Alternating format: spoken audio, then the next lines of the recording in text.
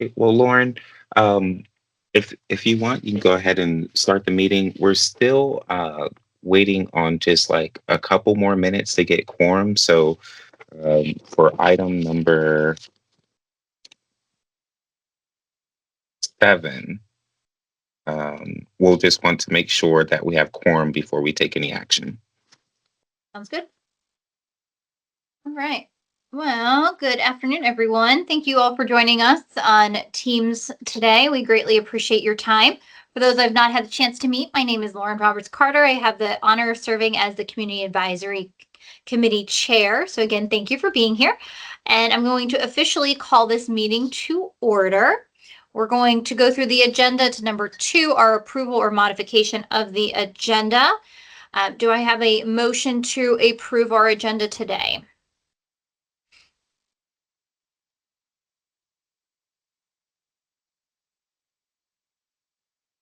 Motion to approve. Thank you, Malia. Do we have a second?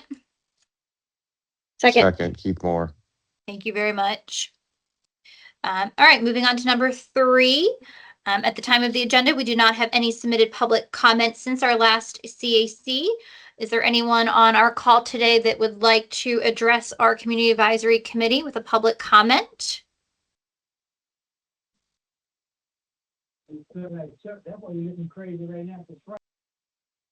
Not hearing any, then at this time we do not have any public comments. So we are going to move to number 4, which is a summary of our minutes.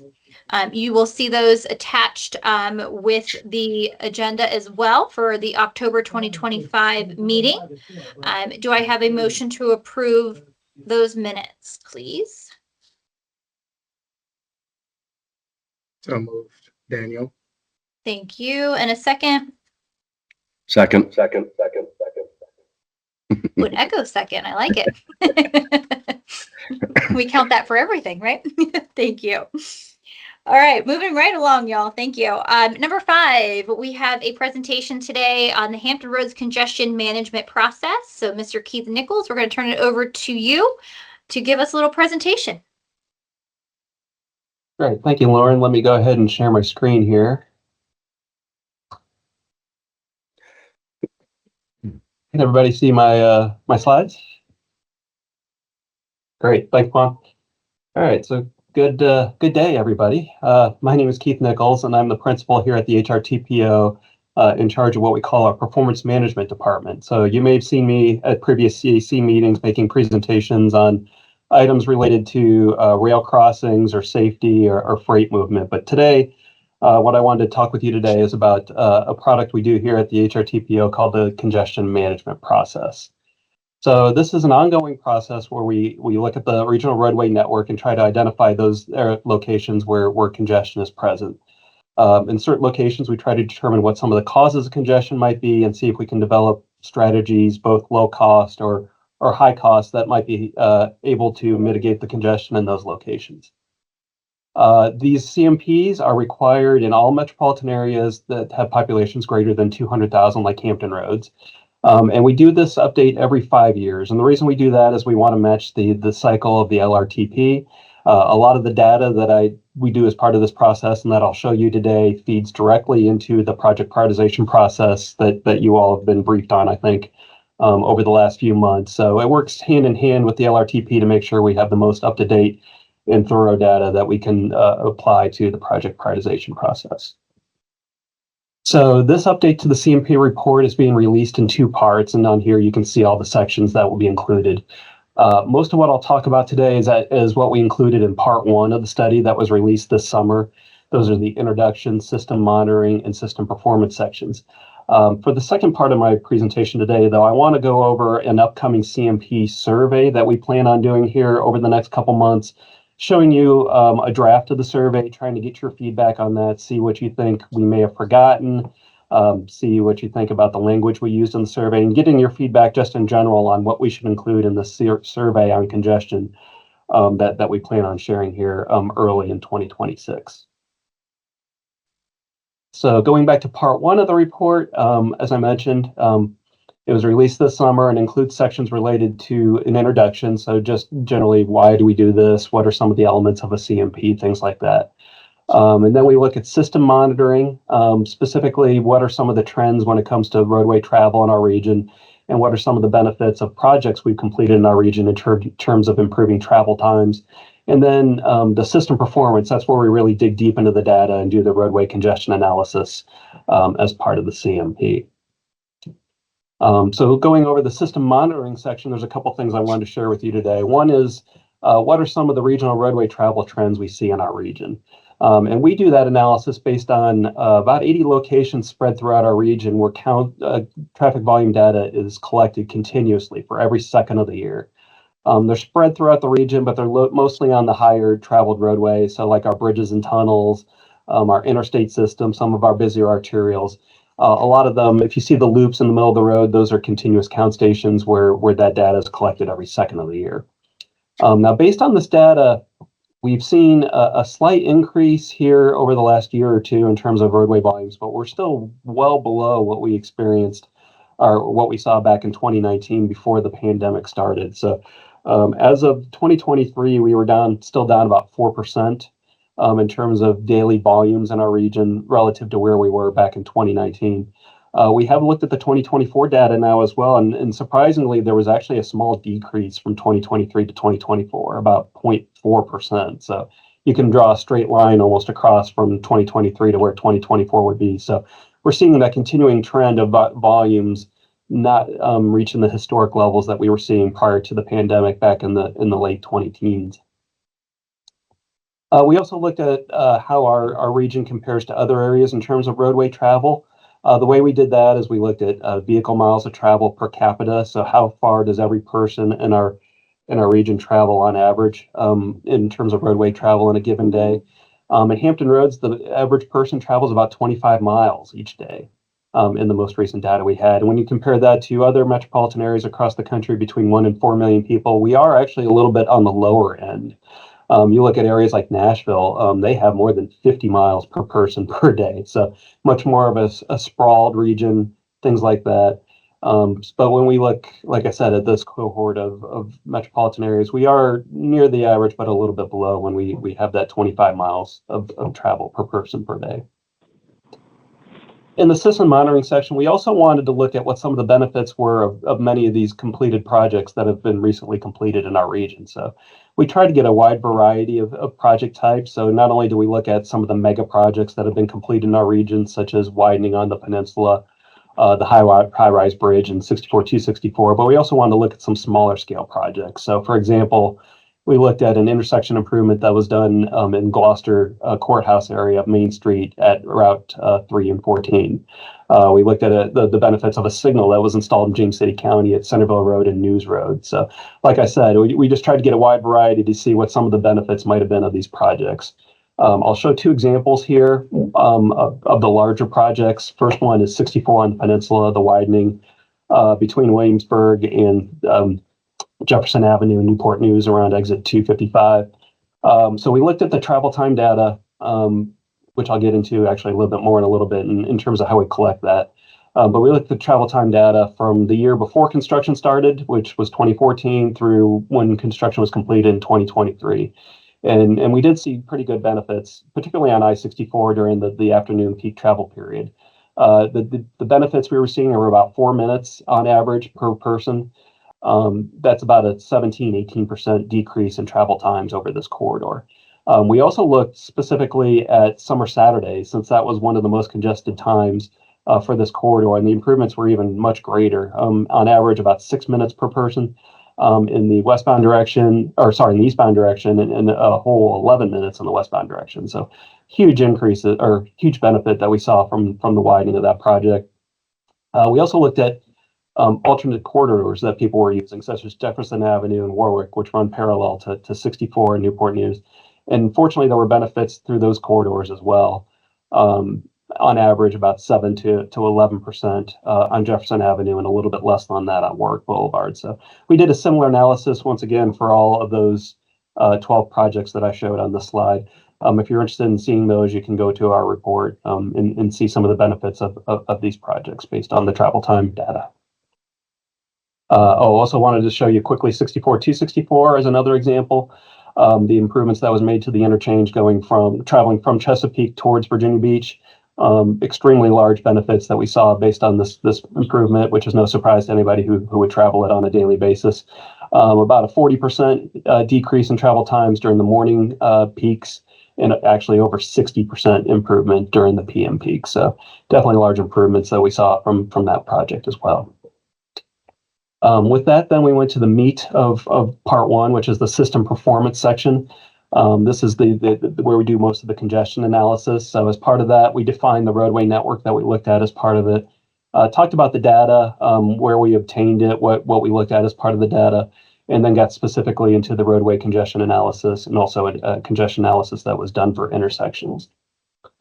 So in terms of the roadway network, we use a very extensive network that we look at as part of this. So in total, it's about 1,700 miles of roadway in our region that are included in this data analysis that we did. So any roadway that is classified as a minor arterial or higher is by definition included in it. And then we also included many collectors, particularly based on the importance of the roadway or locality requests, things like that.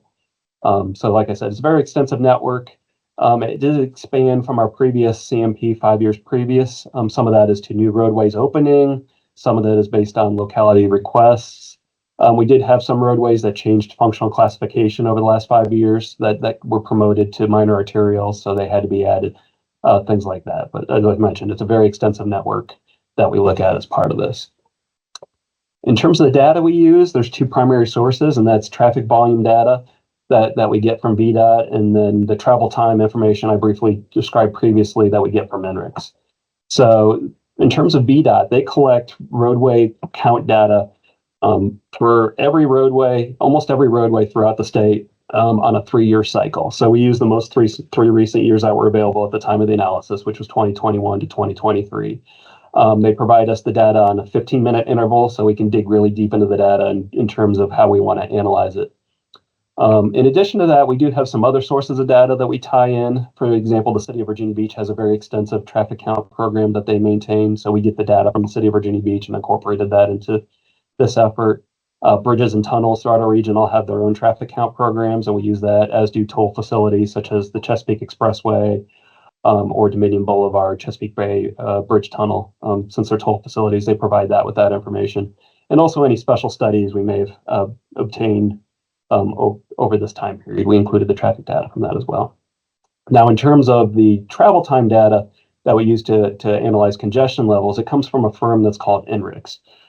So they collect anonymous GPS data, largely from cell phones, but also from fleet vehicles as well, for every second of the year, and average it out for every roadway segment. So we use the data from NRIX for the year 2023, and we're able to determine an average speed by time period throughout the course of the entire year of 2023. So we looked at 2 peak time periods, 5 to 9 in the morning, 3 to 7 in the afternoon, and got the average speeds for every 15-minute period and compared that to what the free flow speeds would be on those segments to determine what the congestion levels were on each of these roadways. So with this data that I just mentioned, there's a whole ton of different congestion measures that we can look at.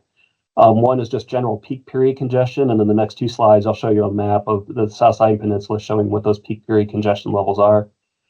Congestion duration. So with that NRIX data, we can tell you, is a roadway congested for 15 minutes a day, or is it congested for 4 hours a day? When you're prioritizing projects, that's obviously a big deal if congestion duration is much longer on that roadway than it might be on another one. We can also look at total delay. So by combining that NRIX data with the volume data, we know exactly what the total amount of delay experienced by travelers on that roadway is. So certain roadways may have high volumes and high congestion, so that would lead to a high amount of total delay on a roadway like that. We can also look at what's called travel time reliability. So that would be, if you're on a roadway, is it congested the same amount each and every day, or are there certain days where there's no congestion and other days it's backed up forever? If there's certain days where backups vary from day to day, then it has worsening travel time reliability, which is an issue because you have to build in extra time for your trip, which is a quality of life issue. We also look specifically at trucks in terms of the amount of delay and the travel time reliability for trucks. And then finally, the intersection congestion analysis, which is another product we look at as part of this. So this is just a couple examples that we included in the report that we can use this data for. This one is showing PM peak period congestion levels on the peninsula. So during the worst 15-minute period, what are the congestion levels? If it's shown in red here, then the congestion level is severe based on that travel time data. So just some examples that jump out when you look at this. Obviously, the HRBT, the Monitor Merrimack, James River Bridge traveling from the shipyard toward Isle of Wight County, those jump out as very congested. Also around the Oyster Point area, whether it's Route 17, Oyster Point, Victory Boulevard, Jefferson Avenue, there's a lot of congestion that pops up in our analysis as part of that. Also on the south side, more congestion is more prevalent, it seems, on the south side than on the peninsula, but particularly at outer bridges and tunnels, downtown tunnel, HRBT, Monitor Merrimack. High rise on here, the data was from before the project was completed last year, so that still shows up as congested, but also a number of local roadways as well, whether it's Indian River Road, Hampton Boulevard, things like that. So all this information is included in the report, along with maps showing all these other measures. So you can look at congestion duration for a particular roadway, what is the total delay. We include all of that information in the report so that that's publicly available for anybody who wants to use it. In this section, we also look at a number of high-profile corridors. Some of the most notorious sections in our region, for example, the bridges and tunnels, and just looking at what the travel times are on a yearly basis and to see how they have changed through time. I'll show, I think, one example here for the Hampton Roads Bridge Tunnel. So we look at it during the evening and morning peak travel periods and look at by direction. So just to give an example, if you look westbound at the right of my chart here, if you look westbound in the PM, you can see travel times continue to increase year by year by year, and especially with the work zone that's there now. On average, it takes you over almost 32 minutes to travel through the HRBT corridor from I-564 through the tunnel till you come out at Mallory on the other side. So we did similar graphics for each of those 10 corridors I showed you on the previous page. So we can see at these notorious locations, as I said, how travel times are changing through the years. Last thing we looked at in this section is intersection delay specifically. Now, this is one where we got the data directly from INRIX. There was no analysis that was done on our part. It's an effort that they do on a national level where they look at intersections. So we took their data and incorporated into the report and highlighted those intersections that have some of the highest delays, those ones that are shown in red on here. They all experience an average delay of at least 55 seconds per person during the peak period. So you're spending at least a minute stuck in traffic at each of these locations that are shown in red on these two maps. So before I get to part two, I just want to briefly go over next steps.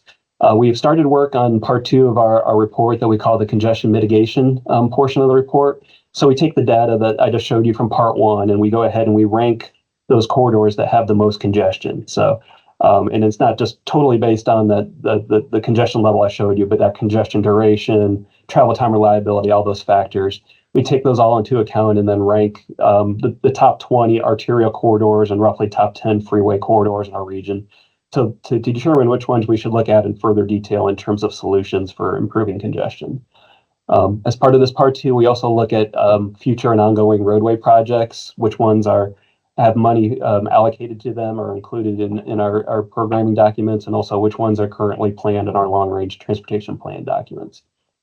We also have what we call a toolbox of congestion mitigation strategies. So just in general, what kind of strategies can you implement to improve congestion, whether it's transit improvements or whether it's geometric improvements, such as adding or extending turn bays at intersections, roadway widenings, ways to lower the number of trips, things like that. It's a general toolbox that we use to apply to that fourth bullet where we specifically apply them to those congested corridors that we ranked.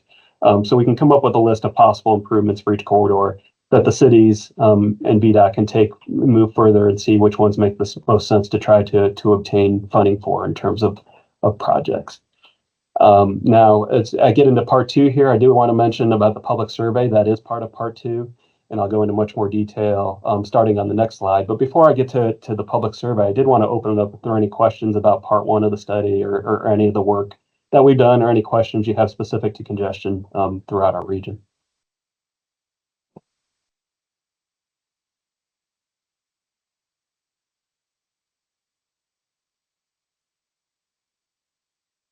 Hearing no questions then, I wanted to go to the second part of our presentation, and this is where I want to get the feedback from the committee today, and that's related to a public survey that we're putting together as part of this effort, where we want to gauge public opinion in terms of congestion in our region, both kind of in a general sense of what they think of congestion in our region, and also ask them about specific locations where they run into congestion and some of the issues they see there. So we are currently aiming to run the survey, we think, for about a 45-day period.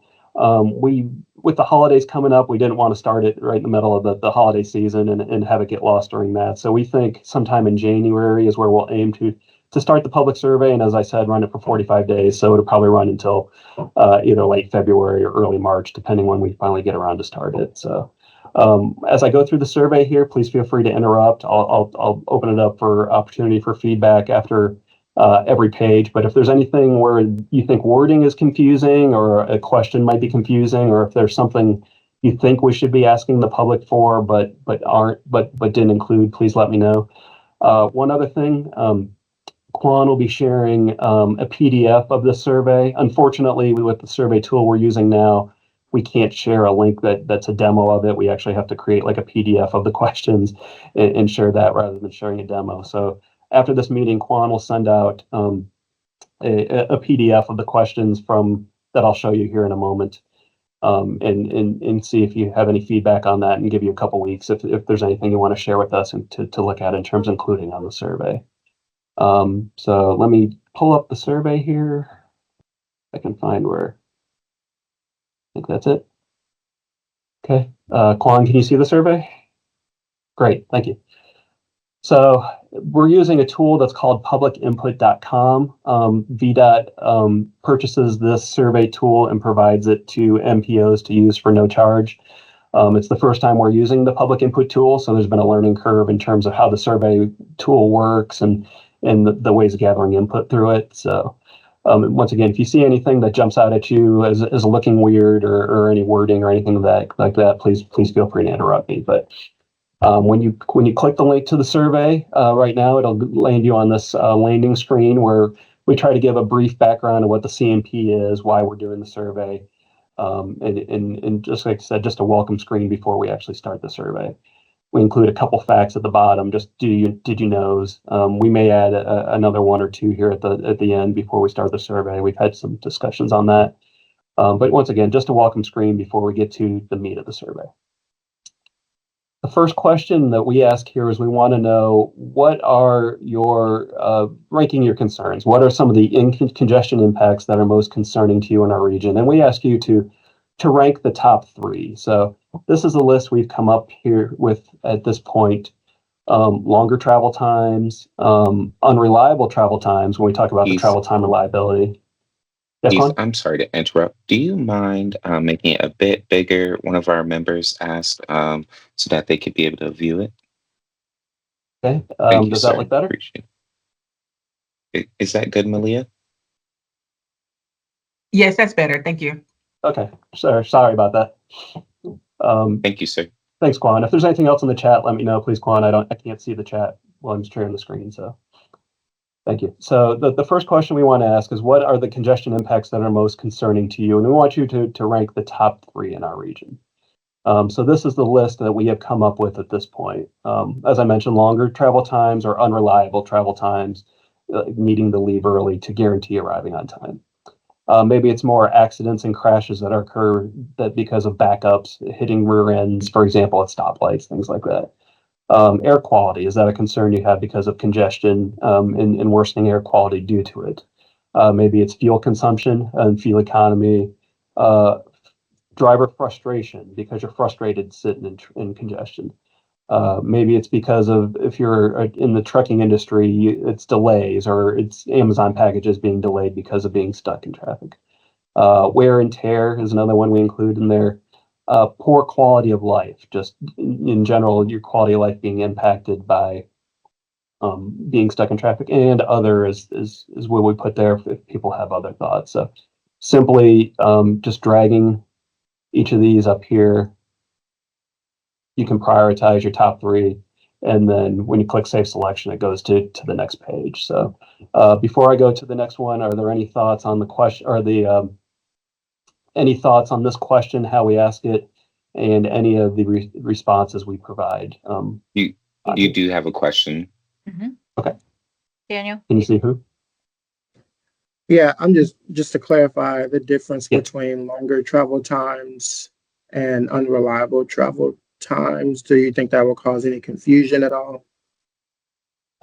We did, and that's part of the reason we added that caveat of needing to leave early to guarantee arriving on time. Okay. If you can I think of think that's a super cleaner helpful way to having say that it, caveat in there. I'm sorry, I talked over that response. I'm Oh, sorry. I was just gonna say, I think that second part is super helpful because I Yeah, know a yeah. lot of times I'll give myself like 45 minutes to get somewhere that might only take 15. Yep.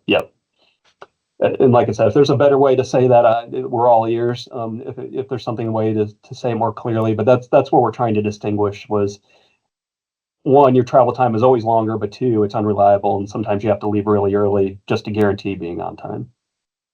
I think No, I Malia. definitely get. Go ahead, Daniel. No, I was saying I definitely get that. I think I'm coming from the peninsula side, so I think at times I view those as one and the same if I'm going over the HRBT, for example. So I mean, Yes. but I think you putting that caveat is probably I think that certainly helps. I don't have a great rebuttal right now, or a great alternative right now, I should say. But yeah, anyway, thanks for the clarification. And if you come up with anything better after Quan sends out the survey, please feel free to send it to us. Like I said, we're trying to make it as easily understandable by the public as possible. So we appreciate any help we can get with helping with that. Sure, thanks. Malia? Yes, I actually have 3 points. One, I really love that you put frustrated drivers on there because I think that's something that saying the quiet thing out loud is important. The second, kind of compare close to what the previous discussion was, the one that says poor quality of life. I wonder if it might be helpful to say poor quality of life due to long travel times, and just kind of sharpen that question a little bit more. Sure. That might be helpful. If we said due to congestion, or Yes. Because I don't want to specifically say longer travel times if the same person doesn't rank longer travel times as their issue with congestion. So True. yeah, I understand Right. what you're saying in terms of quality of life there. So yeah, we'll make that change. Make it a little sharper. And then the third point or question I was going to ask is, will this survey be offered in multiple languages? Will folks be able to toggle and choose their language? Yes, and let me see if I can go back to the first page. There should be a translate button at the top. Mm-hmm. Yeah, there is a translate button at the top. We're a little limited in terms of public input in terms of how we can offer translation services, but they do offer the translate button at the top. And I believe, I don't want to click it because I don't know what road it'll go down, but I believe it offers different languages when you click that, and you can choose your language and translate it that way. Awesome. Thank you. Madam Chair, if I may. Please. So and also to just help support in that question about language, Keith, afterwards, we can explore that, and if we see any need for additional support or like a standalone translation, for instance, in Spanish, we can also do that through our our translation partner. Sure. Yeah, definitely. Any other questions for Keith on this page, or comments, feedback? Good discussion. Okay. So after we ask that question, the next thing we want to know is specific locations where you run into congestion. So we created this map, and we ask users to map their congestion concerns. Sorry, let me zoom. Oops. Having trouble getting it to the exact location I want, but we pull up a map and we ask them to identify their specific locations.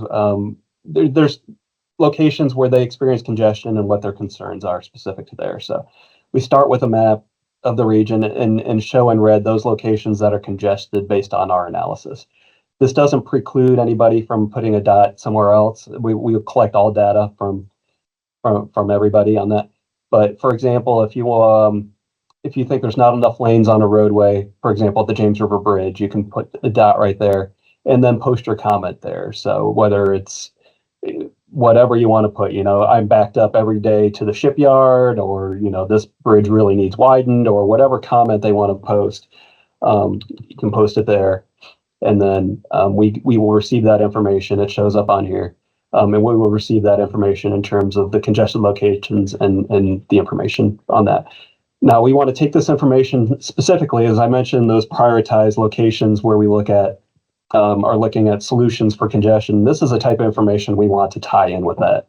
So, for example, if the James River Bridge is one of our most congested corridors, which I have a sneaky suspicion it will be, we'll take this survey information and tie it directly into our issues with the when we do each individual corridor, and lay out those survey responses and use those responses as it helps us look at solutions to improve that. We do have 6 different factors that people can choose from in terms of why they think it's congested, whether it's too many crashes, poor signal timing is an issue, unfavorable environmental factors, and we talked through that one a little bit, but for example, the sun is in your eyes, or roadway floods a lot and causes backups. If you can think of a better term than that without getting too specific, please let me know, because we did talk about that one a little bit, but that's what we're looking at when we're talking about something like that.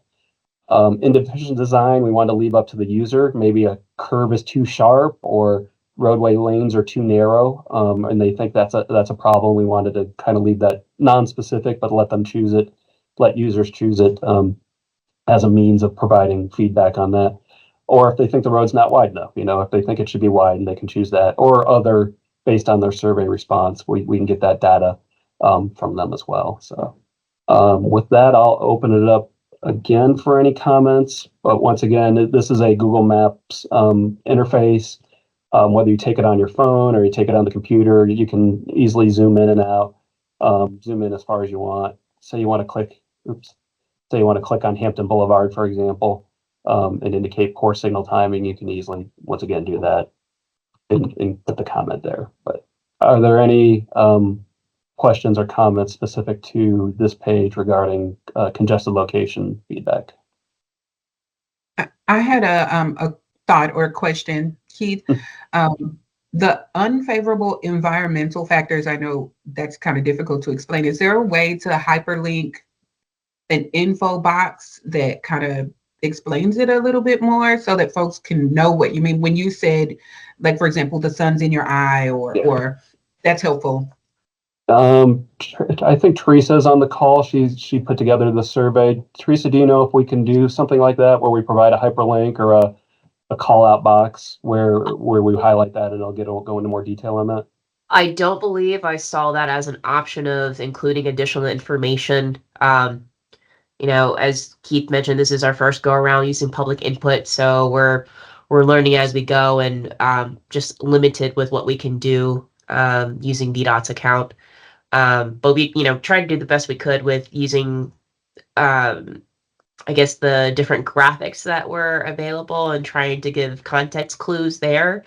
But again, if we can come up with a different, more easily digestible name for that particular pin, we're certainly open to any suggestions.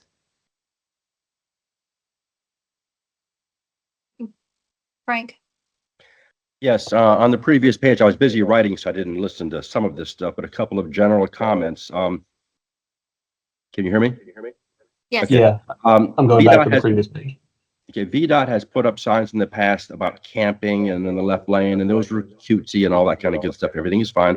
How about getting straight to the point and just saying, slower traffic, move right. Slower traffic, use right lane, something like that. Just to, just don't make it cute. Just tell them slow traffic, move to the right. I would like that. And maybe somehow provide the ability for the driving public to upload videos of whatever's perturbing them. Bad drivers, unsafe drivers. Just let us, whether anybody monitors those videos or not, that's a different story, but at least it makes the people feel like they're reporting somebody or reporting some unsafe conditions, and it just might make the driving public feel better that they are hopefully being listened to, being heard. Thank you for that comment. That's interesting. I'm wondering, I'm not sure how easily we can do that with this public input tool, but I'm wondering under wrap up, when I get to that slide, if there might be a way we can provide contact information for us and specifically call out if there's any specific comments or any photos or anything you want to share with us, please email to, and then have our contact information. That might be the easiest way to do that because I'm not sure public input will allow us to upload anything specifically to the survey. Maybe I'm wrong, Teresa, but I don't think it will, but that would be one way we could do it, is providing contact information at the end, and having them send them to us that way. Unless you have any thoughts, Quan, about that, that process. Yeah, I'm trying to think about outside of like the email option that you mentioned, if there are any ready-made platforms that we have for that. Mhm. I like the suggestion. I would need to connect more with our communications department just to understand what our capabilities are there. Outside of, what you had already mentioned with the email. Yeah, that's definitely a conversation we can have, and something we can, like I said, apply to the wrap up section for people to submit comments that way. Um, yeah, sorry, that was actually I was going to ask a question that's probably better suited for comms, but I guess in short, yeah, I'll just need to connect with comms on that.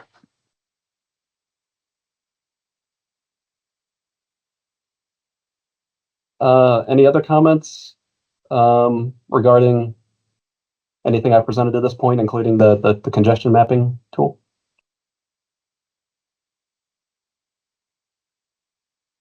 Okay. Once again, if you think of anything here in the next couple weeks, please go ahead and provide it to us. The next page gets more to solutions. So we want to know how people rank some of these different types of solutions in terms of how they think it'll improve congestion in their lives.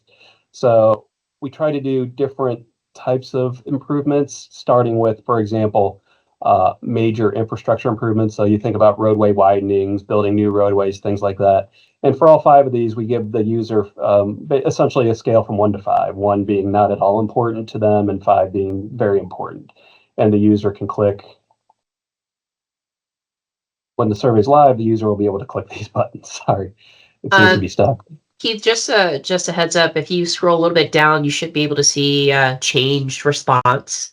There you Okay. go. Yep. Thank you. Got it. So the user can obviously rank not at all important, neutral, all the way to very important, scale to 1 to 5. After major infrastructure improvements, we try to get more to what we call traffic management strategies. So maybe that's installing new traffic signals, maybe that's better coordinating traffic signals, maybe improving the timing of signals.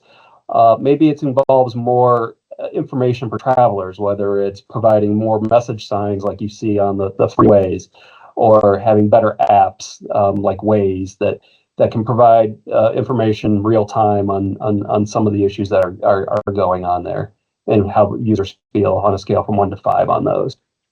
We mentioned alternative transportation modes. So not just traveling in vehicles by yourself, but maybe biking or walking or using public transportation. The Go Commute program that helps with carpooling, things like that. Some of the examples that we talk about when we look at alternative transportation modes. We mentioned policy and planning. So if you think about areas like the Virginia Beach Town Center or Newport News City Center, things like that, where they put a lot of the different land use types in the same area to try to reduce the number of trips, lower sprawl, things like that. We define those as policy and planning interventions and how they feel about those. We talked about reducing trips, and the example we give here is people working remotely from home now, and how much that's increased since the pandemic occurred, and the importance people weigh on things like that.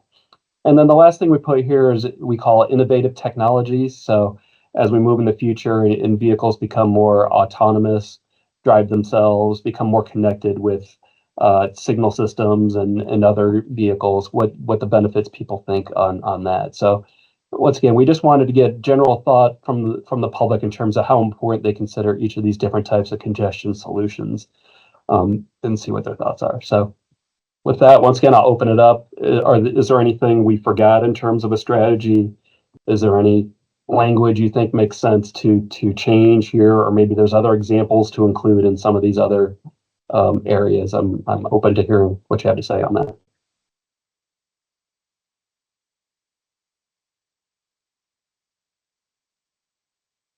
Lauren, I think you, Madam Chair, I think you have some comments in the chat. So going back to when we were talking about the discussion about videoing, Shelby expressed just concerns of encouraging people to video, obviously while driving, and what that could do. I think we talked through what we would do there as far as the email at the end. And then Malia said, for the unsafe environmental factors, could it say weather, visibility, or air quality issues that might, excuse me, inadvertently identify some flooding locations that the community sees?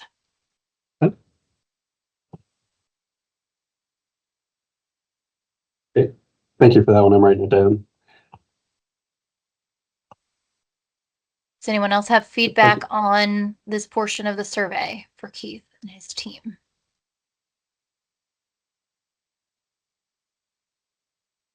I think, Keith, my only feedback, and I think you all did a pretty good job of it, would be just making sure that you're tapping into using language that the non-transportation professionals are going to understand. Yeah. I know you explained to us that this is solutions, but I saw like mitigation strategies. And so again, I know you all live in that world and you're used to that language, but just making sure that it's very reader friendly for folks that again don't necessarily live in the transportation world. Or if they're not familiar with something like a Go Commute, whether you put in parentheses an HRT service, that kind of thing, just to give a little bit more background. Sure. Definitely appreciate that.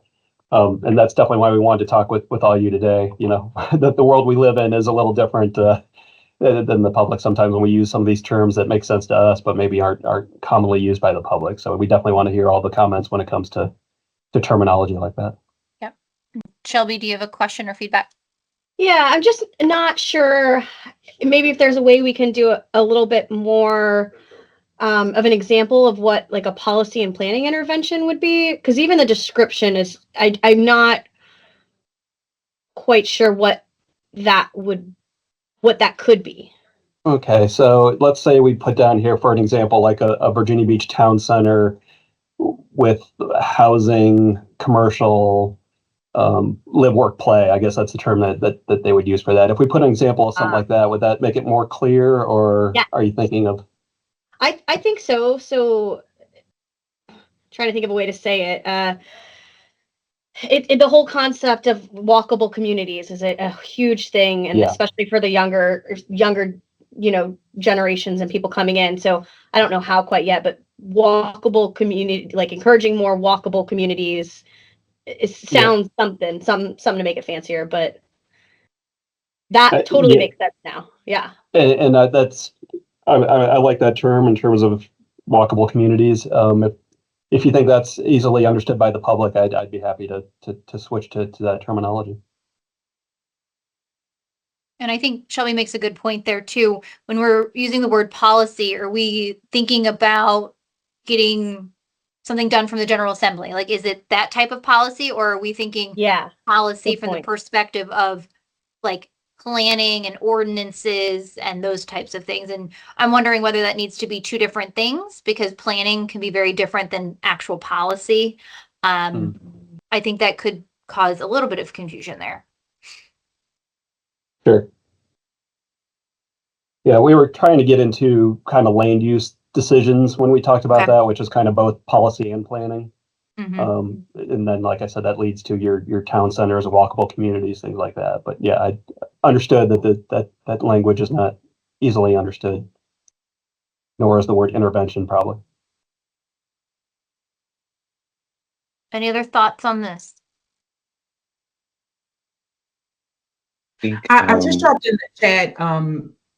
Is there a way to just let folks know, prep them on how long it might take for them to take the survey? That again, that could be marketing, but if you let them know like this survey will take 5 or 10 minutes, they might be more likely to click on it and do it versus 30.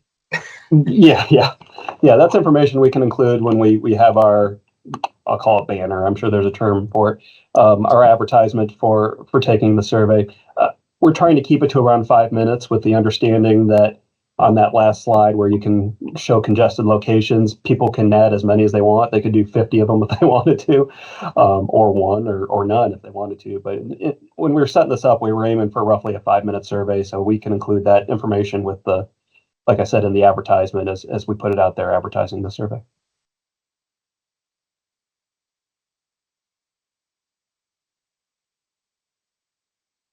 Okay. Anything else before I go up to the wrap up page? Okay. Let me clear some of these since I had answers on here. So we wrap it up. This seems like a funny question to ask in a roadway congestion survey, but we did want to ask, what do you think about is there too much roadway congestion in Hampton roads? We just thought it'd be interesting to see what people are gauged in this question. We would expect it to be 100% of somebody who's willing to take this survey, but you'd be surprised based on some of our previous surveys that it's not. And so we really kind of want to know, in spite of the taking the survey, do they think congestion is not that big a deal in spite of what they've shared, some of the information they shared with us? So we asked that question. And then some of the other questions we ask here, what are the ways you get around in a typical week? So we want to know specifically, obviously, we expect a lot of them to list drive, but are we getting good representation from people who carpool regularly, that use public transportation regularly, that walk and bike? We don't want the survey to be 100% solo drivers, for example, filling this out. We want to have more representation from people that use various modes. And this question can lead us to let us see in the results if that is indeed the case. The next two questions, we want to ask people specifically about their commute to work or school. So in terms of how long does it typically take you in these different time periods? And then how long would it take you if there was no congestion? So we're just interested to see how much extra time it's taking travelers that fill out the survey to commute their trips.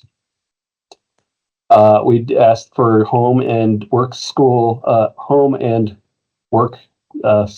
zip codes, so we can see if we get good representation throughout the entire region.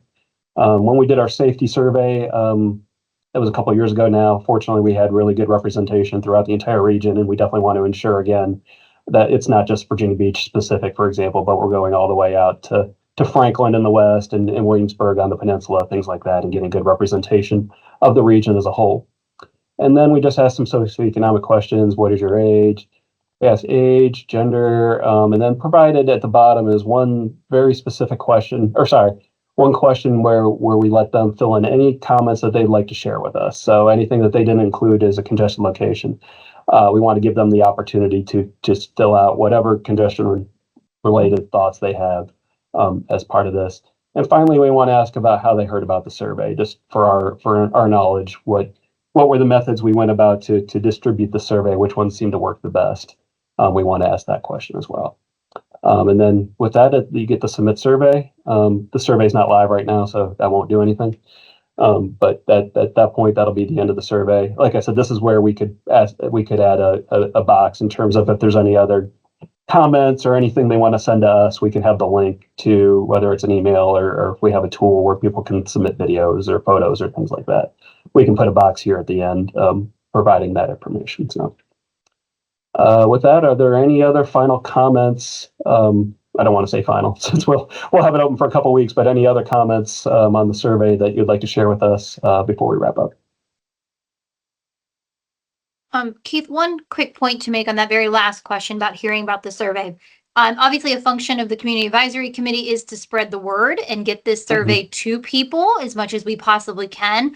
I don't know if it's completely appropriate to put the Community Advisory Committee as a how did you hear about it, but where would we fall, or is there a better category that we could add there for, say they heard it directly because a Community Advisory Committee member shared it with them? Actually, it might be good if we add one more. It could say something to the effect of civic group / community advisory committee, because I do know a lot of civic.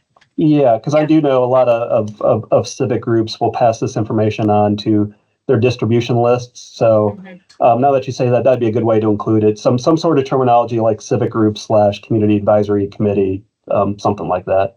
Okay, thank you. Quan and I can work on the wording a little bit. Yeah, but we'll definitely add another bullet saying something to that effect. Thank you. Any other feedback for Keith and the team on the survey?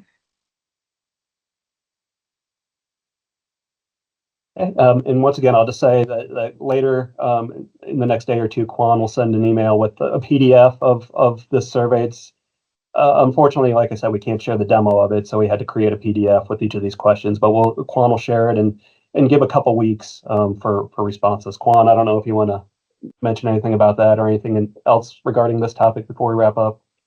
But that was all. So we're going to share the PDF of this, but if possible, if you could try to get your comments back in by the 29th of this month, or basically the end of December, that way Keith and Teresa can incorporate that feedback into their survey before it goes live. Again, this is a great example of like the importance of the CAC being able to look at something like this ahead of time and really get it ready for the public and optimize it for that input process. And when it does go live here in January, we'll definitely be happy to share it with the CAC, and please feel free to distribute it to everybody you can. We want to get as much feedback as possible from the community. So we definitely appreciate any help you can provide on that. Thank you, Keith. That was going to be my next point, was to the Community Advisory Committee. We will absolutely ask everyone to take that survey link and share it out in your communities, with your civic leagues, with your churches and community organizations, nonprofits, so on and so forth. So that will be obviously item to come as that survey launches. So again, thank you, Keith. Thank you, Teresa. We appreciate y'all. Yeah, great. Thank you so much for your time. I appreciate it. Okay. All right, with that, that's number 5 on the agenda. We're going to move to number 6. Quan is going to provide us the Community Advisory Committee overview. So Quan, I'm going to turn it over to you. Thank you, Madam Chair.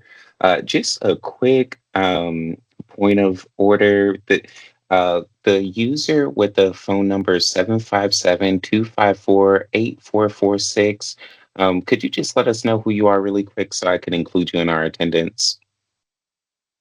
You said, my name is Kelly Cooper. Yeah. Oh, hey, Kelly, how are you? How you doing? I'm doing fine. Good. Sorry. All right. Thank you. I just wanted to make sure that we got that for attendance. Thank you. You're welcome. All right.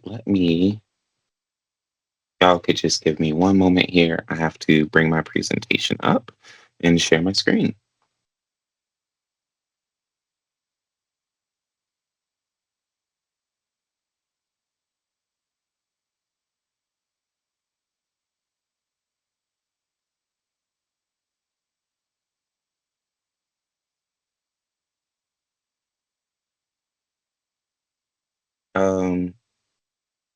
Jeff, I can see you. Are you able to see the slides?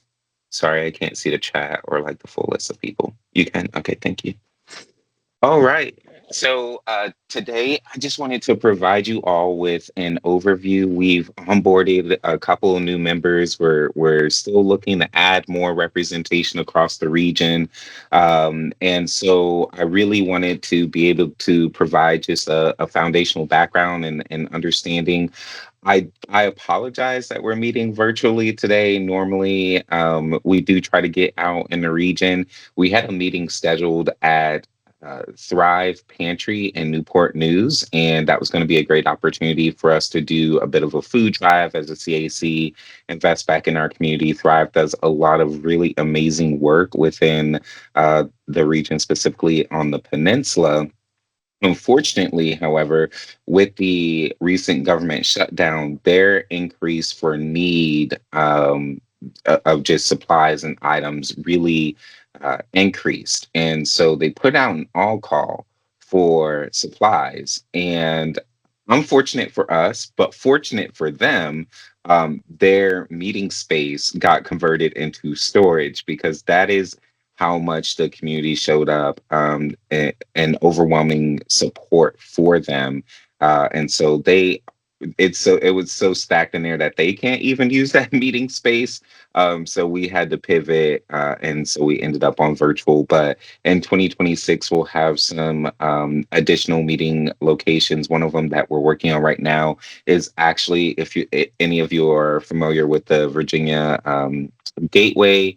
International Gateway. We're working with them to try to use one of their meeting spaces, that's actually down in Norfolk. So just stay tuned on some of what is to come for 2026. But without further ado, I'll go ahead and share about our CAC overview today. I think it'll click forward. Okay, yeah. Today, we're going to be talking about the CAC, the PDC, and the TPO. And just for reference, when I mention the PDC, I'm talking about the Hampton Roads Planning District Commission. When I say TPO, I'm talking about the Hampton Roads Transportation Planning Organization and the CAC Community Advisory Committee. So, as some background, the CAC is an advisory committee to the PDC and the TPO. And this presentation is provided to give you just that foundational understanding of how the CAC interacts or connects with the PDC and TPO. I'm not going to be able to cover everything that the PDC or the TPO does today. But if you're interested in learning more, there are the work program and the UPWP, which in depth describes what the TPO and the PDC do, and they are available on our website. And we'll have a quick overview of them as well today.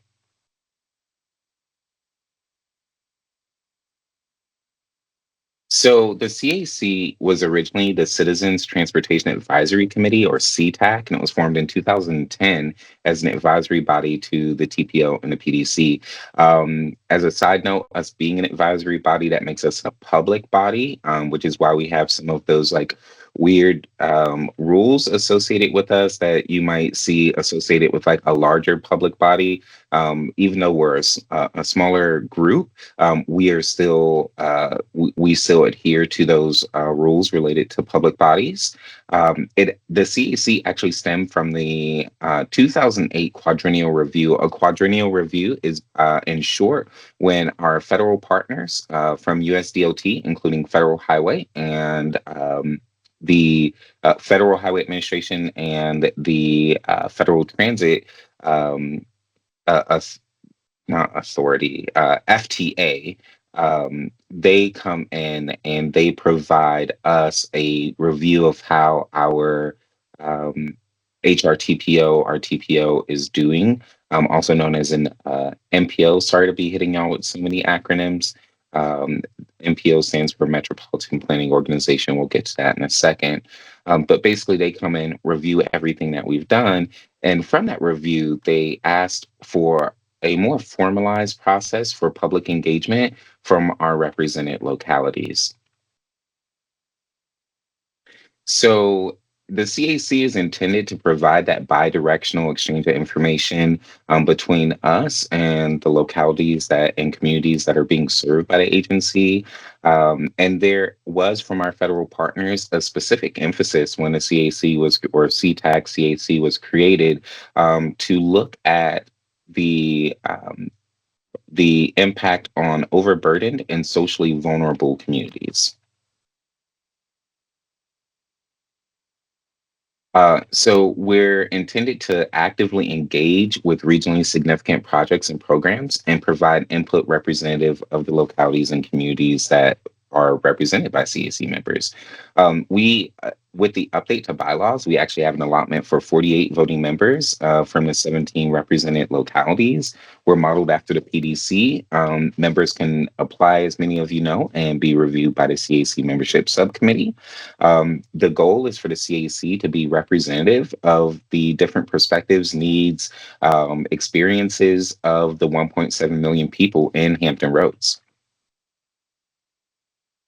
So looking at some other CACs and sort of what they do and their purpose, we looked at the Metropolitan Washington Council of Governments, which is sort of in a NOVA area, the Fredericksburg Area Metropolitan Planning Organization, which is sort of in the Fredericksburg area, partway between us and DC, and in Charlottesville, Albemarle Metropolitan Planning Organization, which is more Central Virginia. These are some of the MPOs or metropolitan planning organizations within the state or near us that exist. And there's the through line between them is they receive information and they provide that information or that feedback to their MPO or policy planning board for transportation to help in the process and to ensure that the perspectives, the input, and the desires of the public are considered in the planning process. So, some recent feedback that we got as part of in 2023 was that the TPO and the PDC boards revised their bylaws to expand the Community Advisory Committee to include both activities, which input was received from its members. And while some metropolitan planning organizations have lost CACs due to lack of community participation, the Hampton Road CAC has continued to engage and expand its portfolio to include HRPDC actions. And that actually stems from the CAC expanding from just the HRTPO, but to also include the PDC as well. So taking a closer look at the PDC, so PDCs were created in 1968, and it's based on the different regions that we have within the Commonwealth of Virginia. We are a political subdivision of the Commonwealth, chartered under the Regional Cooperation Act. A lot of times we get asked, "Are we local government? Are we state government? Are we?" We are a political subdivision of the state, so we are with considered on the state level or designated by the state, but we work with our local governments.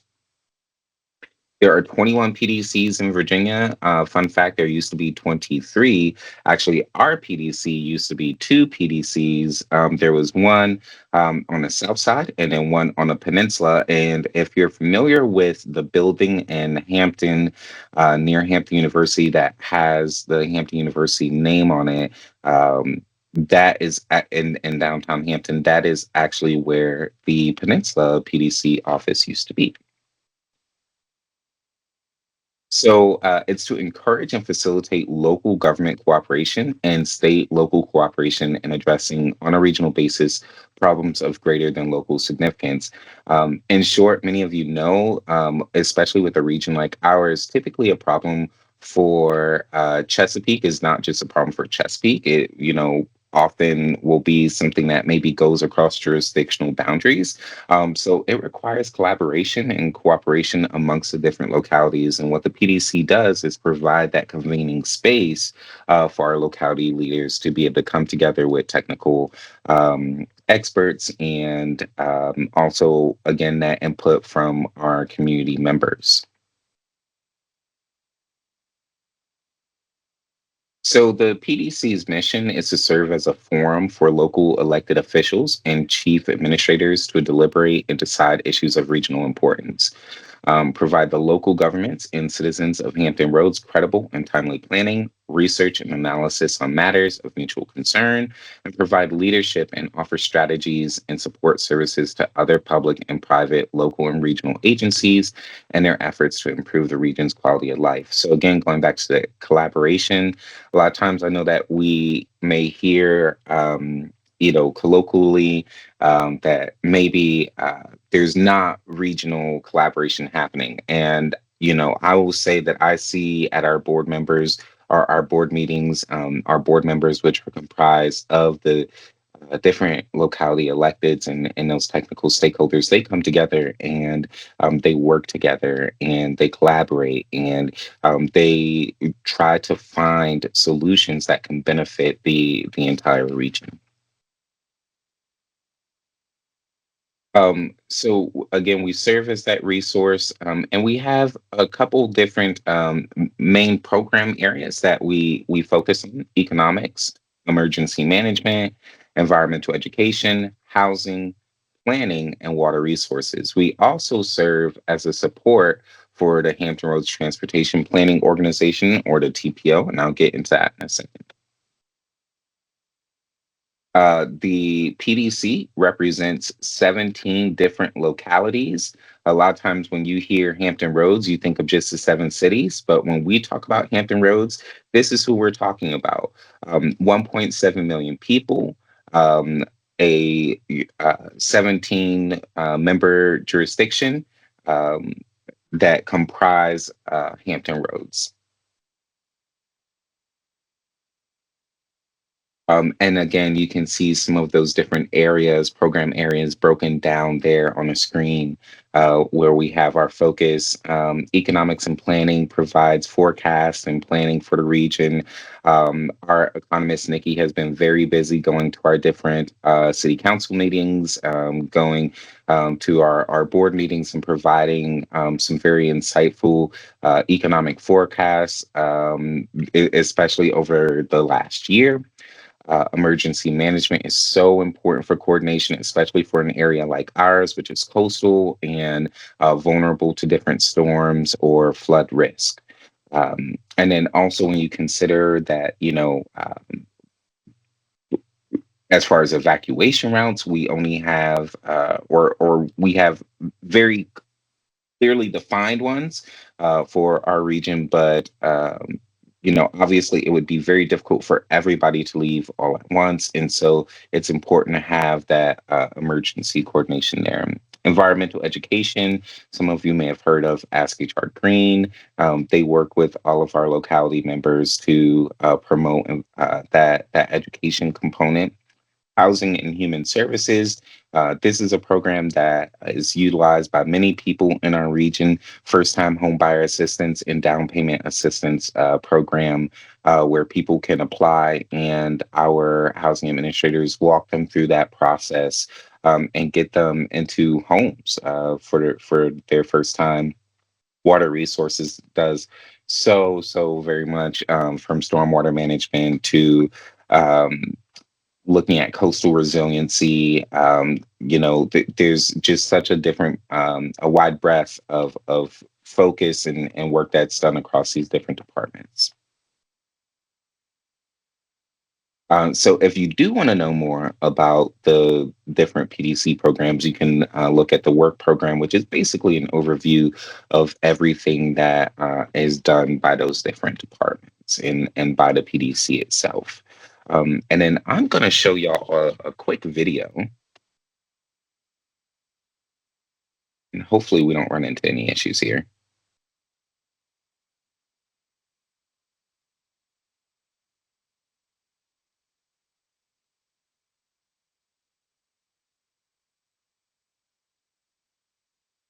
Juan, I don't think we can hear it. Oh, sorry. I know I You can't hear it. Oh, you can't hear it? Okay, sorry. Mm. Was it too low, or you just couldn't hear it at all? There was no volume at least for me. Oh, no. I don't know if I'm alone on that. Yeah, No, there's me no either. audio coming through. I can't hear it either. You Okay, might need to change the where the output, like change it to, What so when you're sharing, about? when you share your screen This at the challenge bottom, Queen. Yep, now Oh, there it is. We can hear Greg. Oh, you can hear. Okay, let me Now. try it again. That's it. This challenge coin represents collaboration in Hampton Roads. At the HRPDC, we're in the business of bringing people together to tackle the challenges that face our region. We're working to protect and develop affordable housing opportunities for all, and to expand home ownership for first-time homebuyers with down payment and closing cost assistance programs. We're here for technical assistance and to produce a variety of regional data products, including lots of maps and apps. We provide regional planning, modeling, forecasting, and benchmarking to help chart the future. and we're the hub for regional emergency management initiatives. From mitigation to recovery, we're here to enhance regional preparedness. When it comes to environmental education, we've got you covered. Just ask hrgreen.org. Resources for residents, businesses, and students alike to make Hampton Roads a little cleaner and greener. We work with our localities and military partners to build more resilient communities. We're developing planning and design standards that count for sea level rise and precipitation. And we serve as a forum for drinking water and wastewater utilities to come together and share best practices. We're always looking for opportunities to address affordability and water quality improvements. And we have a robust regional stormwater management program that is dedicated to protecting our local waterways and the Chesapeake Bay. We work with our state and federal partners to stay informed on decisions affecting our local water programs. And we continue to work towards ensuring that all of our programs and initiatives are available for you. We are so excited to continue our work to make this region the best it can be. We are the HRPDC.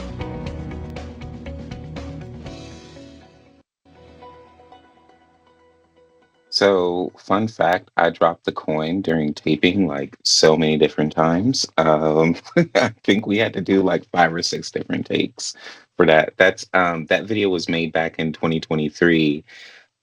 So going into the TPO now, or Hampton Roads Transportation Planning Organization. So again, this is a metropolitan planning organization. And so metropolitan planning organizations are federally designated, and there's a lot more, federal oversight and collaboration that is on the TPO side or with the MPO. Not to say that there isn't collaboration or oversight on the PDC side, but it's just a bit more prescribed for an MPO. And so they are the policy making body. And they're responsible for meeting those federal regulations for transportation and what's called a 3C agreement on a continuing, cooperative, and comprehensive planning process. So some core functions are to establish and manage a fair and impartial setting for effective regional decision-making regarding metropolitan transportation planning, evaluate possible transportation solutions appropriate to the region in terms of its unique needs, issues, and realistically available options, and then develop and maintain the long-range transportation plan and the transportation improvement program. So the TPO is the body for Hampton, the transportation planning body for Hampton Roads, and they provide those duties as an MPO or perform those duties as a MPO, and then they also carry out responsibilities and coordinate efforts with HRT, WADA, VDOT, and our other transit partners. So there is a difference between the TPO and the PDC as far as the TPO represents 15 versus the 17 localities of the PDC. You'll notice that Surrey or Smithfield are not up there for TPO. And so their map is just a little bit different. And it's not to say that we don't take input from those two localities or member jurisdictions. It's just as far as our federal partners are concerned, these are our member localities for transportation planning. We have additional representation by some of those different transportation partners that you see there. Again, it goes back to collaboration because these decisions can't be made in a vacuum, and it requires a lot of communication collaboration. The different departments and areas of focus, you have the long-range transportation planning, which is that regional vision. You got a chance to hear from our Deputy Executive Director, Professor Partha Sarafi, about our LRTP at our last meeting. Multimodal research and analysis, you actually got to hear from Dr. Rob Case at our last meeting as well. He is in that department and they do special projects and research. You got to hear from Keith and Teresa, and I believe Sam may even be on the call. So actually that entire department is here, performance management, focusing on congestion management, safety, and freight and operations. and the regional collaboration component there. And then transportation programming and funding. And we have one of those department members here, Mr. Jeff Verlisky. And that is the money that we have currently to actually implement projects. So again, we're promoting that regional collaboration, but then the HRPDC provides the staff to the TPO. So basically, we're all PDC employees, but a subset of us focus specifically on transportation and TPO responsibilities. I'm not going to read through all of that because it'll be available for you, and I know that you all can read as well. But just in short, what you'll see is that the TPO, that's kind of like a visual aid there for you. The TPO is nestled within the PDC, but we're all PDC employees.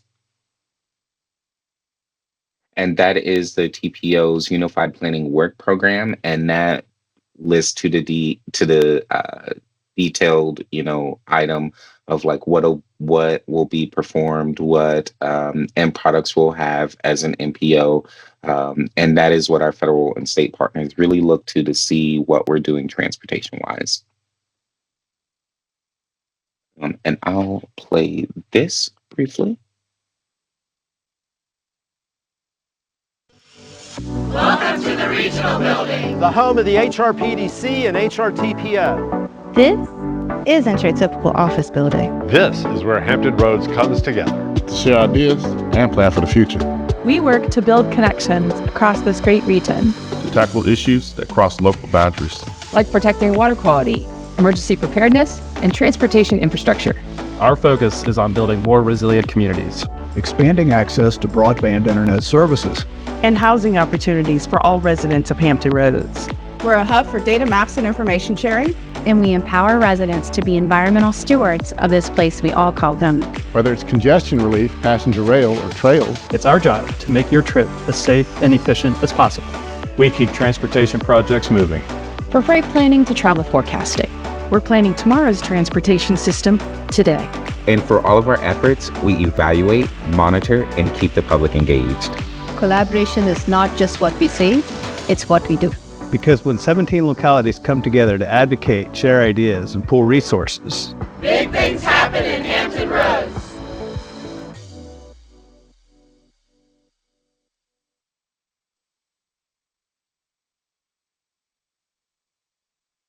And so some of you have asked, like, okay, what does that mean for me as a CAC member, right? Like, how do I get involved? And I wanted to go over 3 different, areas where you can be a successful CAC member. Being engaged, connecting with your respective communities to provide input to the PDC and TPO about ongoing planning efforts. It's a bi-directional exchange of information. We need your information. We want to give you information to help distribute and disseminate, and then connect it to other efforts of interest. So I understand that everyone here is not necessarily going to be into environmental education or emergency planning or performance management, etc. But if you have a niche or an area where you're interested, whether that be, surveys or public input opportunities and really helping to refine those, our regional transportation or transit advisory panel, also known as RTAP, our board meetings, our climate action plan, active transportation, which is like our rails and multimodal, really, figuring out where your niche is and helping to connect and get plugged in. If you have an interest, let us know. We'll let you. We pretty much have a committee or a subcommittee for all of those areas and an interest. So if you let us know what it is, we can get you plugged in. Communicative, provide us with your feedback about current and future regional planning efforts.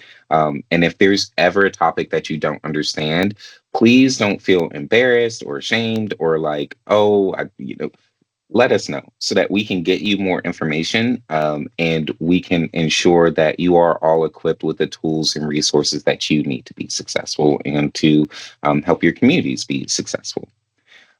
Action oriented. CAC bodies in the past have passed resolutions providing support or feedback related to planning efforts. For example, the LRTP prioritization process.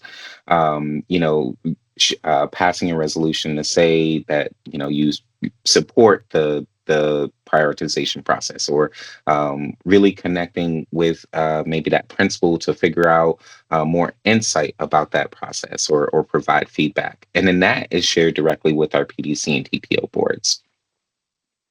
Members, one of the cool things that I got to see last year in a meeting was we had some violence prevention interrupters come and share with our CAC about the different actions that they were taking within our different communities to help prevent gun violence, specifically with our youth. And it was so cool seeing different CAC members say, oh, well, I have this resource in my community, or I have this I'd like to connect you with. And that's really, we love to see that. We love to see that exchange of information and engagement. And then lobbying and engaging with elected officials when appropriate. And that doesn't mean taking a trip up to Richmond like every time that we have a CAC meeting. It really can mean just like connecting with your city manager, your deputy city manager, your mayor, and letting them know just, what you're learning, what you have insights on. Again, your elected officials are at our regional building multiple times a year. Many of them are here every single month. And so if you ever want to attend a board meeting and you're curious about, who your electeds are, who are on the board, or want to get connected with them, please let me know so that we can get you in that room and in that space. We actually have a time in between our PDC and TPO board meetings where there's lunch, and they actually encourage people to be able to come and network and connect with each other. So if you're ever interested in that, please let me know so that we can get you here, and I'll personally introduce you to, your electeds, or get you connected with them. So without further ado, are there any questions?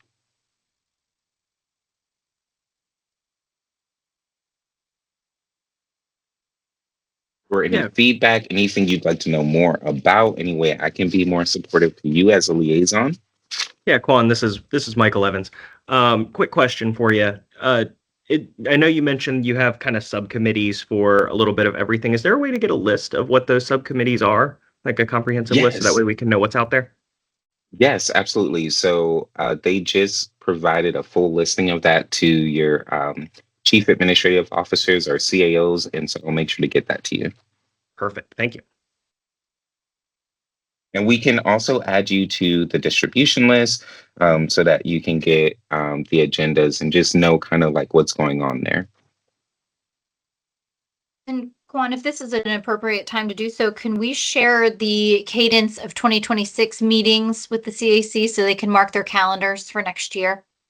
Absolutely. Yes, absolutely. So our first meeting, if it's okay, I'm going to stop sharing my screen so I can pull up the calendar.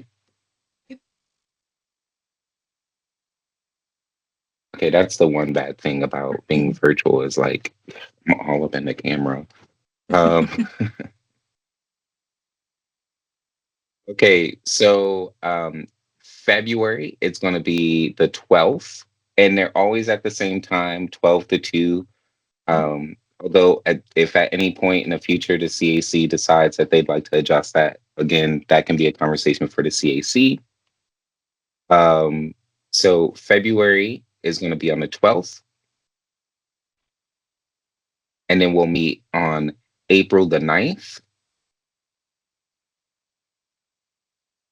And then we will meet on June the 11th. And then we will meet on August the 13th.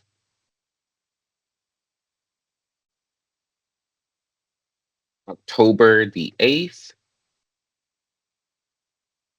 And December the 10th. And all of those meetings are 12 to 2. It's the second Thursday of each month, or every other month rather. And so we typically meet in the same months throughout the year, 12 to 2 on the second Thursday. And as Mark mentioned in the chat, those subcommittees are also listed on the HRPDC VA Gov website.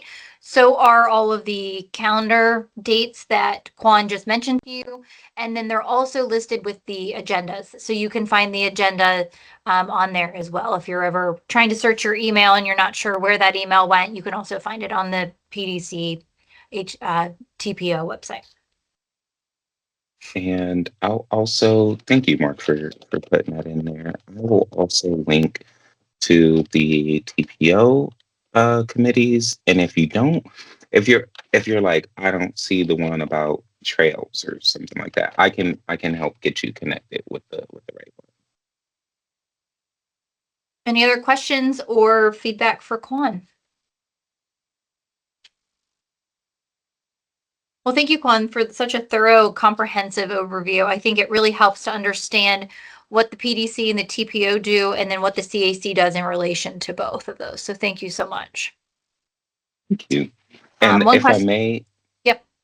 oh, I was going to ask if I could answer that question in the chat. Yes. So, yes, we are always looking for additional meeting spaces. We try to connect. Thank you. We would love, yes, we would love to. Maybe we can connect offline to talk about that, but we would love to meet there. We're always trying to connect with spaces around the region that are just important to our collaboration and to who we are as Hampton Roads, and ODU is a huge part of that. So if ever anyone has a recommendation on a place that we should go, an organization that we should learn from, by all means, share it either with myself or share it with Quan so that we can consider that. Okay. I think we're ready to move on to agenda item number 7. Quan, do we have a quorum, or are we going to have to table our conversation? We are one person short of a quorum. Okay. I'm sorry. No problem. So will you share with us then, we're going to move this to the next meeting? Is that how you'd like to handle this?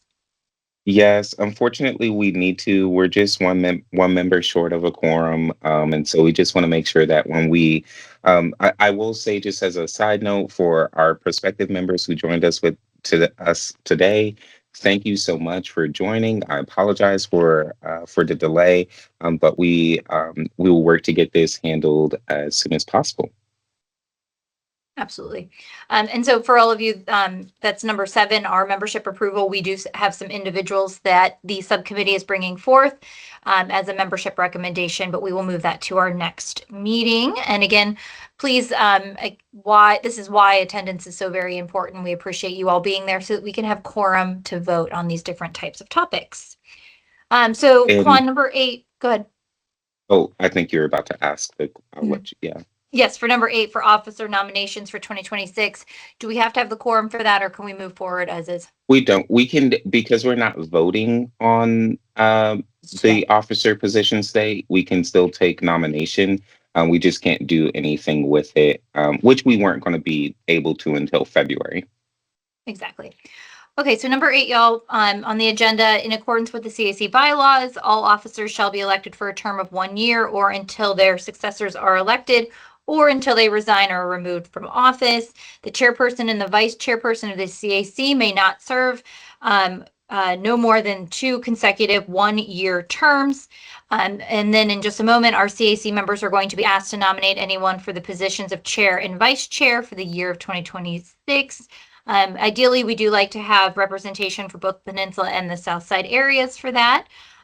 Both the current chair, that's myself, and Sharon, the vice chair, are serving our inaugural terms. We are eligible to be nominated for an additional term.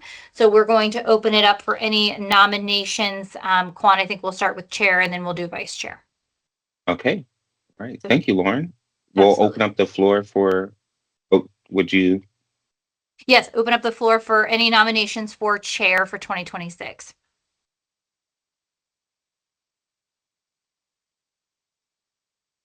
Malia? Yeah, I'd like to re-elect Lauren. Thank you, Malia. Any other nominations for chair? Well, I thank you for that, Malia, very much. And I would put that out for a motion. So a motion to, again, we're not voting today. This would go up for our next meeting, but a motion to nominate Lauren, myself, for a second chair role or chair year.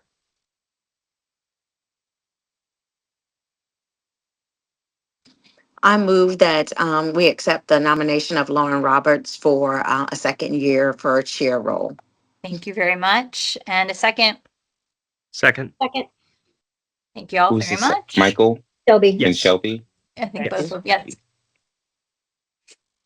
Thank y'all. That's not awkward to do that at all, but I appreciate your help. I would have done it. I would have done it first, but I wasn't sure of the specific the specific wording. We appreciate it. Second's easy. I got that one down. Thank you. All right, now we're going to open it up for nominations for vice chair. I actually would like to take this moment myself. I would like to make a motion for Malia to be a vice chair for 2026, if she would accept that nomination. I accept it. Okay. Any other nominations for vice chair for 2026? Okay, and hearing none, then can I get a motion for Malia to be vice chair to be voted upon at our next meeting for 2026? I make a motion. I move that Malia be considered for vice chair for the 2026. Would be 2026-27 Yes. year for PDC. Thank you. Thank you. And a second?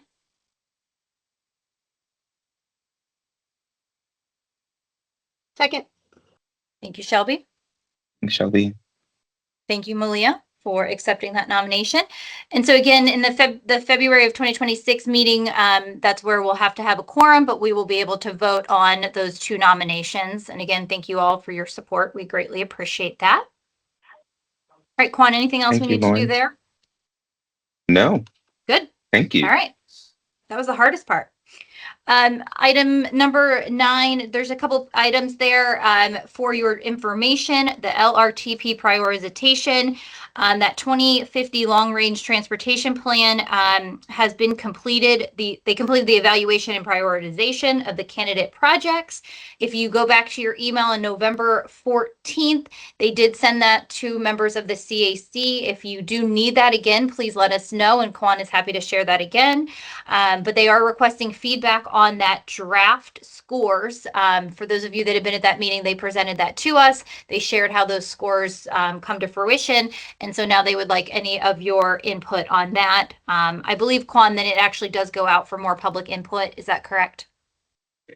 This is the public input Okay. portion of the prioritization scores. If you have additional input, please send that to Dale via email or myself, and I'll get it to Dale. Perfect. And then public survey for the Hampton Roads strategic plan. We also had that in a presentation. The HRPDC will soon launch that public survey to support the development of the strategic plan for Hampton Roads. The survey is based on a rankings exercise that we've been using with various stakeholder groups. We were included in that as well. Each survey participant will have the opportunity to rank 19 regional strategies that span across 6 different categories. They're listed there on your agenda as well. That will be combined with results from stakeholder workshops to inform the second phase of that plan, and that's likely to be launched in January of 2026. So Quan, if I can, hopefully when we get that survey, we can also get what Keith is putting together, him and his team, and that way the CAC can share out both of those surveys to everyone as well. Jeff, do you have your Absolutely. hand up for a comment or question? Yes. Yes, thank you. I was Absolutely. jumping ahead to the third bullet when you got there. I had some clarifications and updates on that one. If you would like to go ahead and share it, you're more than welcome. Very good. The third bullet referred to If you remember in Kwan's presentation, that one of the core functions of the TPO is what's called the Transportation Improvement Program, TIP. And this is a listing of all the projects in the short range, the next 3 to 4 years that are advancing, listing all funding and schedules and related information. And that document is updated every 3 years. And we're in the process for the next update, which will become live at the start of the new fiscal year next October 2026. The agenda note listed that the draft project list for the TIP update would be available starting next week. And working with our partners, state and others, transit agencies, that availability date is going to be later now. It'll be into January or maybe even the beginning of February. So don't be looking for that next week, as the agenda note shows. We'll work with Quan to get out to this the committee as soon as that list is available for the TIP update, but didn't want any confusion among the members looking for something that's not going to be there, as we sort through hundreds of projects that go into the TIP and making sure all the information is correct and the latest availability. And this year, we also have the process of coordinating with the 2050 plan update, which is advancing on a similar schedule, so to making sure that we're fully in line with that as well, adding another level of review that needs to advance. So if there are any questions, but just wanted to make that clarifications in case there are people who are looking for something and it wasn't going to be there. Thank you, Jeff. Okay. Quan, anything else on any of those items before we move to item number 10? Yes, I do have, when we get to item number 10, I do have an item.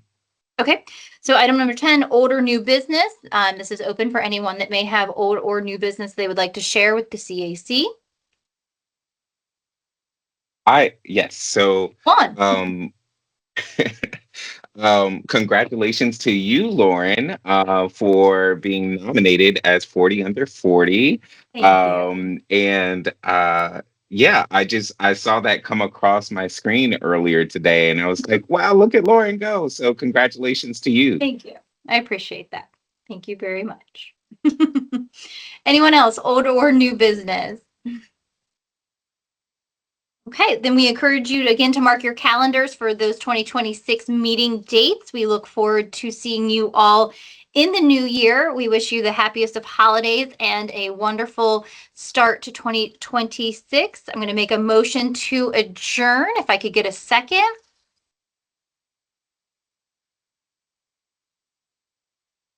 Second. Thank you very much, Michael. Thanks, Michael. And we hope you all have a great rest of your week, great weekend, and again, happy holidays to you all. Thank you so very much. Thank you.